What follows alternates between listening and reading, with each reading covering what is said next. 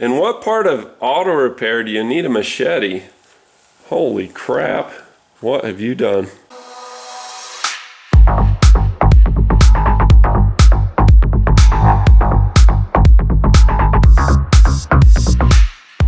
Hi, I'm Brian, and today I've got a real treat for you. You ever get your check engine light come on and somebody says you need a CAT, or catalytic converter, or you get a P0420. P0420 means catalyst efficiency below threshold. You've got something in your exhaust pipe that basically burns like a kiln or an oven, anything that your engine doesn't. All right, let's get nerdy. Catalyst is something that's a substance that accelerates a chemical reaction without being changed itself. That's definition 1. Or definition 2, a person who precipitates an event or change. So this is basically a little person, like a witch, hiding in your... No, it's not little witches. It's this first definition, by the way. Converter is a person or thing that converts. But you change something from one form to another form. It's kind of equal, just like an equation. So what I've done is an equation of hydrocarbons. This is basically the simplified, dumbed down form of what gasoline is. Gasoline also has butane, and it also has the MTBE, methyl tert butyl ether. They did what to who? Does her mom know? It's a real easy formula because everything on this side is the same or equals out to the stuff on this side. This is isooctane. We're just going to call it hydrocarbons or gasoline. On this side you have two C8H18. Oh gosh, I cannot say this. This is why everybody says chooch. I don't chooch. You know, all the CH is all the hydrocarbons or carbon, hydrogen, however you want to look at it. So it's two C8H18s, and then you add into that mix a little bowl of goodness that you're, mixing up to have combustion is 25O2. That's basically oxygen going through your air filter, mixing with what's squirting out of your fuel injectors. It goes through your 2.5 liter Subaru motor, and it comes out 16 CO2, which is carbon dioxide, and 18 H2O, that's water. So it's basically like steamy breath. And this is in a perfect running engine with great efficiency. Everything's going great. Now, like I said, it's not just isooctane. There are things like the MTBE, the methyl tert butyl ether, that enhances the octane rating and makes it burn a little easier. This is the way it's supposed to go, and the way that it actually goes is a little bit different because in the atmosphere there's all kinds of nitrogen that's just floating around. You're breathing it in now all the time. It's inert to you for the most part. There's argon, there's nitrogen, there's all kinds of other things that are in the air at any given moment. And then there's extra carbons. There's CO2 that's going to be coming in through the air filter and getting added into the mix. So it's not perfect. I mean, if we had a canister that was just perfect oxygen that we'd run on, and we had the cleanest, best fuels available, probably things would be a little cleaner, but it wouldn't be very cost effective and nobody could afford to drive a car. But anything that doesn't get burned by the motor due to those factors, it's like a windproof lighter, your catalytic converter. It just basically burns up whatever your car didn't. So looking underneath the vehicle, you've got a catalytic converter here. Of course, through the heat shield you can't read anything, but we're getting like 100 degrees, 200 degrees is all. And then coming out of here, you got to read in between the heat shields, getting like 240, 260. It's just basically not doing a lot. But the oxygen sensor for the thing is actually right up here. And when we read this, the output on this is only about 300 degrees. It's really weak. There's a wheel there. You can see the brake rotor around the splash guard a little bit. Then you look up and you see that last catalytic converter. You can see it's working some. You can see where the heat shield isn't. That's where we took the temperature. We've got some heat, it's glowing. It just isn't doing enough. So your gasoline is hydrocarbons. It goes from your gas tank to your engine breaks it down. And then the byproduct's supposed to be carbon dioxide and water, in a perfect world. But in the real world, we have a little bit of carbon monoxide, you have a little raw hydrocarbons, you have all this junk that goes out and NOx, oxides of nitrogen, NO1 and NO2. And what your catalytic converter does is it uses platinum, palladium, and rhodium to kind of clean that up and fix it so that you don't have such a mess going out the tailpipe. Now what happens is if you give it too much, it burns it up, and that's what happens in this case of a 2007 Subaru Impreza 2.5 liter. So these are the readings that we get going down the highway. You can see it fluctuate between 0.1 all the way up to about a volt. And it's basically just not hanging out where it should. It should be at like 0.6 or 0.7 or something in the upper range, showing that it's working and that it's stable and steady. But rather than that, it's reading like there's not even a cat there, and that's the problem. So we got the new cat in. You can see it's got spots for your air fuel meter and also your oxygen sensor. And it's got a little catalytic converter in the middle. We already undid the two oxygen sensors, your air fuel sensor and your other one, and then we've got them released from the bracket. And so they're just hanging out here. We'll pull them down because we're going to reuse those. There's 3 on each of them. 1, 2, 3, both sides in there. Crack them by hand. I've got everything pulled and ready to come down except for that bolt right there. These are all 14 millimeter. Once you crack them by hand, the rest of it comes really easy. You'll have to forgive me if I Scotty Kilmer this one. I've been up since 3. We got studs in this one, so it's gonna hold it on this side somewhat. So most of my support's gonna be over here. So I'll pull that out and I'll just let it drop. Stick your gun someplace fun. So you nurse it down off of the studs of the motor.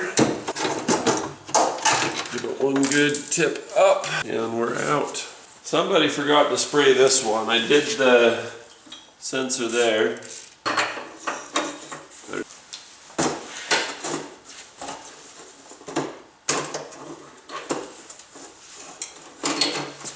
You see I'm using a special socket to do that. It's got a slot in it for the wire. Transfer these over. We're going to put some copper anti-seize on them before we transfer them. Just like when you have a new one. You don't want to get too much, just a little, do you? That's probably enough for 5 or 10 or 20 of them. Once I've got the anti-seize on there, I'll go ahead and put an air fuel sensor back in.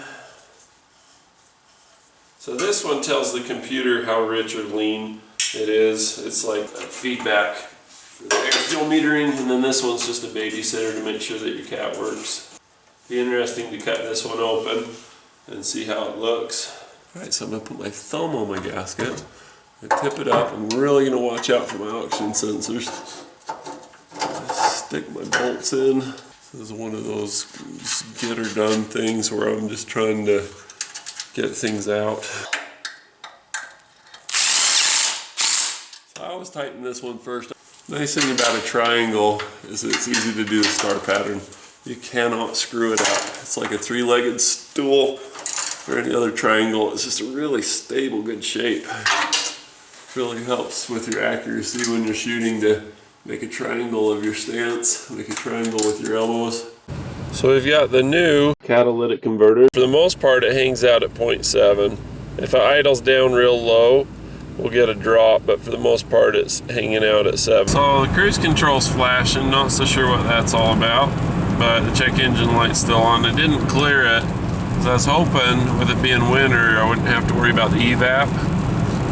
And you can have one system not ready, but I think it'll reset on its own. I think it'll be in good shape. No, and the cruise control won't work either. Dun dun dun dun dun dun dun dun.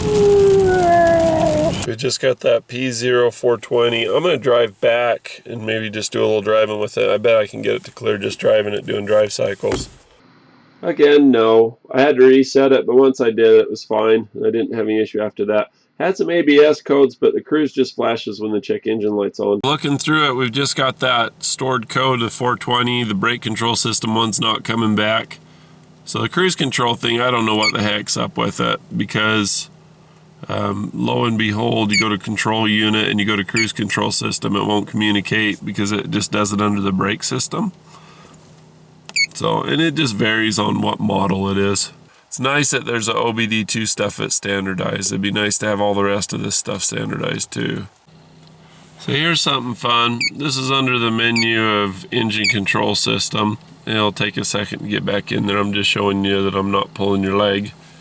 But you get in and it wants to know all this is at 2.5, and you say memorize diagnostic code, And of course, we've got our P20. That's what we're working on here. Back out of that, check the temporary diagnostic code thing. It says no diagnostic code, which means we're good. It's going to reset within a number of drive cycles and we'll be good to go again. It's not set in the 420 anymore. Sweet, that's what we like. So I'm curious, I've tested this cat on the car. I know that it's bad, but what's inside? What does a known bad cat or failed cat have that's different from just your normal tan colored ceramic honeycomb? Let's find out. Let's get in there. I should have sprayed these with penetrating catalyst to get rid of the rust on these catalyst heat shield bolts. That's what penetrating catalyst is for, right? That's kind of cool looking, but I think they're gonna come off anyway.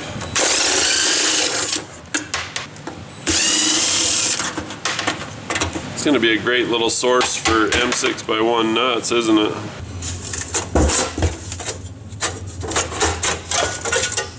Ooh, we're getting some reveal.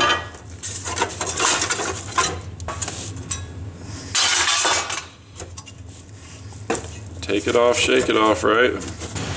Got just a couple more bolts and I think we'll have all kinds of access here. It's easy to see why hog rings get worn out. In and out all the time. Awesome. So that's not what you'd expect, is it? On the new catalytic converter, you saw the flex parts of it there, but you'd expect there to be another catalytic converter inside, but there's not. Pretty sneaky, huh? All right. Some kind of insulation. The whole thing that we're doing here is getting to this. And in order to get into that any further, you're gonna have to get out the plasma cutter or an angle grinder. Either one would be great for getting in. But the plasma cutter tends to release a bunch of the platinum and palladium.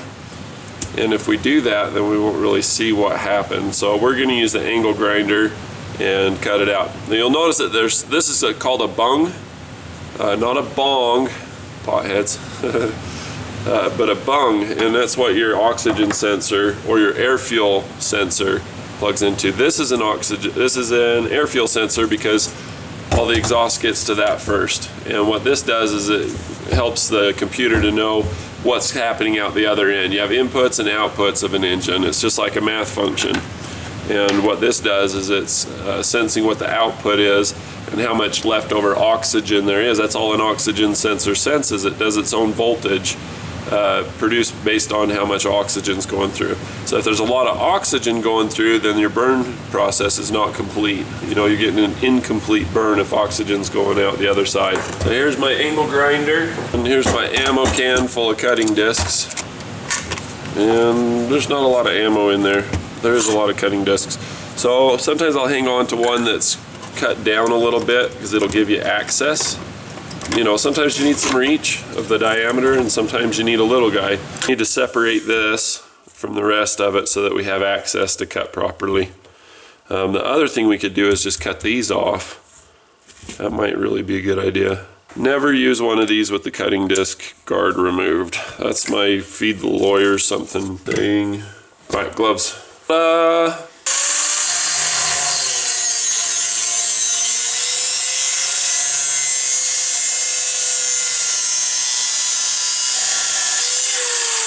like the skinny ones.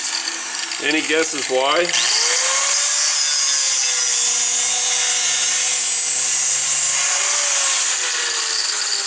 Not fun. You can see it kind of oscillate, but it stays together because it's a good brand. The Harbor Freight ones would have blown up in my face by now. All right, flip her over. We'll do the same thing because these are all joined up here.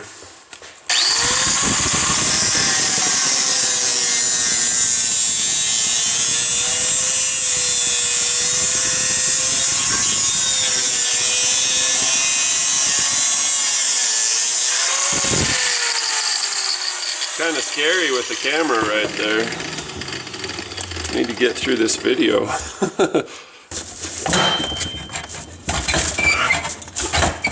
It's like a paper clip now. Just need to bend it enough times and it'll snap.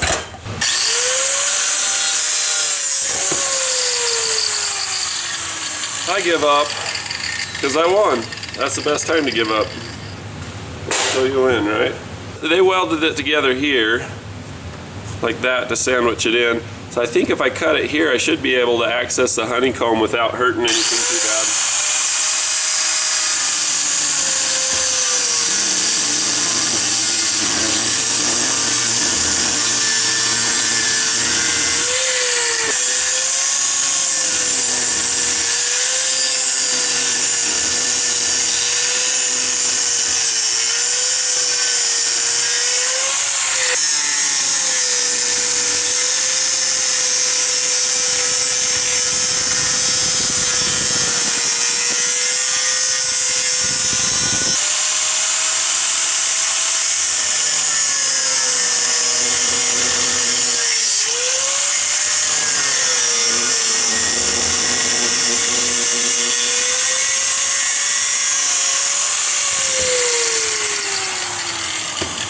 Alright, to the untrained eye it looks like we're through, and in reality we are. You can see that there's a gasket here. This is just like a turbo gasket. We've taken it apart in a controlled way to where we don't hurt any of the honeycomb inside. You can start to see the honeycomb in there. It looks like it's really falling apart. Look at that. So it should be kind of a tan color. And this is like more of a gray ash color. Let's take a peek and see what we have here. So the tan color's gone. I don't think any amount of soap or water is going to get that put back together. It looks like this thing's just really torn apart. So we're going to cut this way around here and see if we can get this out in one piece.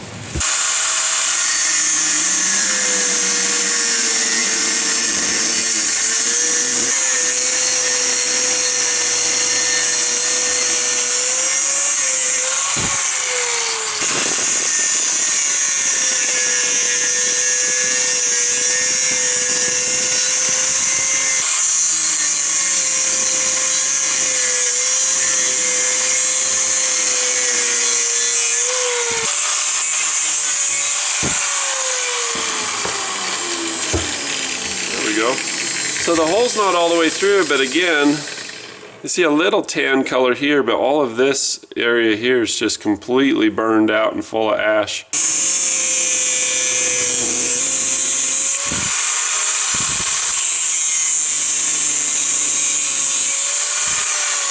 I was kind of hoping I could just twist this open and pop it out, but I think it would still be too tight, so we're going to do the other side as well. Plan your work and work your plan, baby.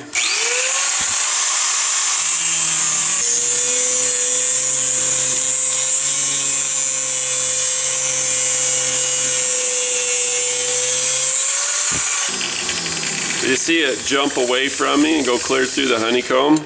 I did. Things are dangerous. That's so cool. That's just awesome. I can't really squeeze or grab onto the honeycomb because it's just so brittle. And when they're new, they're not brittle. Wow. So there's all that insulation, the gasket on both ends. I mean, they're packed in there pretty tight. Pretty much all the exhaust is going to go through that. So if I shake it, you can see all the ash and the burned up portions of this.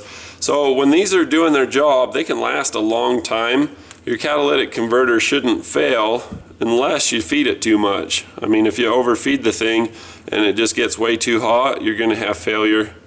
You can see it's pretty burned up on this side. You see the damage, and then this side looks okay. I bet if all of it were like this, we'd be all right. All right, so what should we do next, guys? Somebody's saying cut this in half. I agree, let's cut it in half. Let's see where it's the strongest, and I'll hold it by that part. So these sides are both pretty strong. I don't know. Boy, when you look at it with two eyes, you get two holes. So with the camera, you get one hole, but when you look at it, like me, I see two of these little dots, not holes, but you know, little light things that looks like two of them. It's like looking through binoculars. Okay, let's keep going. Why have I never done this before? I don't know. It's fun.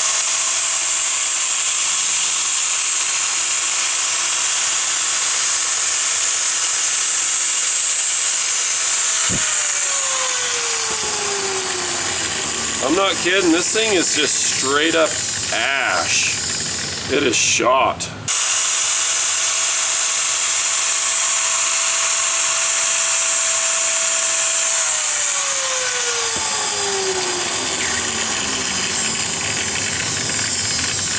I'm gonna have to use a machete and cut the rest of it. And I know I sound like I'm joking, but I'm not. One moment, please. All right. How about with a hammer? Let me use the handle of the hammer and just, there we go.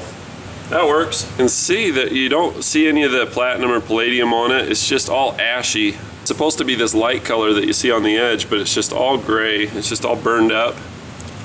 You can see where it's melted here. You know, that's why catalyst efficiency is below threshold. Sucker's burned up. It's just a big cake of ash. When they burn up and become ash, eventually what's going to happen is this. They fall apart, and then you have a whole can just full of this rattly material. And then that rattly material accumulates at the back, and it blocks it off.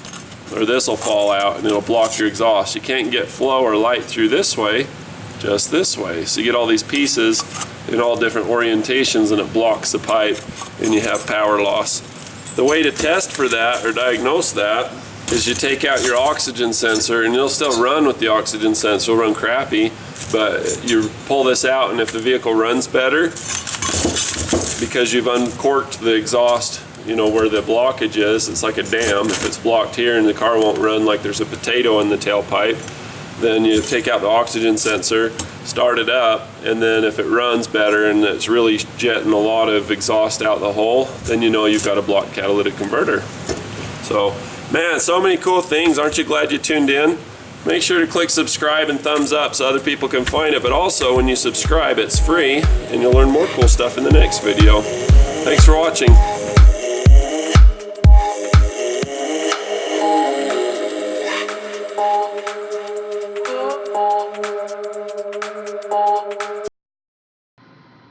Hey buddy, come here. Why don't you come take a look at this? How about some bonus footage at the end for the old lady?